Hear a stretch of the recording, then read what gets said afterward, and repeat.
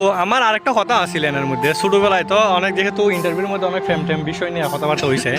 আমার এখানে একটা কথা হইলো, যখন আমি ছোটো আসলাম বা আমরা তো এক বয়সের একসাথে বড় হয়েছি, সো মানে যখন ছোটো আসলাম তখন দেখতাম আমরা বড় ভাই যারা যারা আছে, বলতে আমরা সিনিয়র যারা যারা আছে, এরা রিলেশন করতো বা আমরা হয়তো বলে মানে ফ্রেম টেম করা যাইতো না, এগুলো থেকে বিরত থাকা লাগে আমরা হইতো আর কি।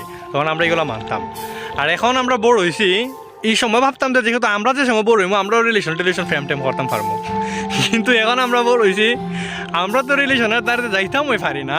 কিন্তু যে ছোটো ছোটো বায়ান আছে, ওই গাছের চেপা থার হইয়া কথা কয়, রাত 12টার সময় মাঝে মধ্যে যদি বাইরে ঘর থাকি দেখা যায় ফোলামানতে মানে ফ্রেম টেম কইরা দুসাইলিত আছে, মানে এক কথায় দম এরা ফ্রেম টেম করতেছে। কিন্তু মানে এই জিনিসটা চেঞ্জ হয়ে গেছে, ছোটোবেলা একদম বড়রা ফ্রেম করে আর আমরা এখন বড় ছোটোবেলা ভাবছিলাম যে বড় আমরা ফ্রেম টেম করবো, কিন্তু আমরা এখন ফ্রেম টেম করি না আর কি।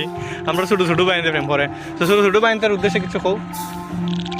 সব বন্ধুরা সবাই কেমন আছেন?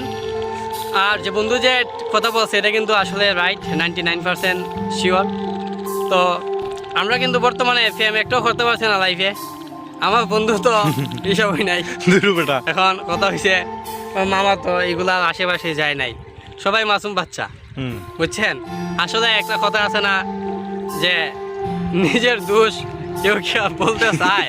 তো ভালো থাকবেন, সুস্থ থাকবেন, বন্ধু যা বলছে এটা ওই রাইট।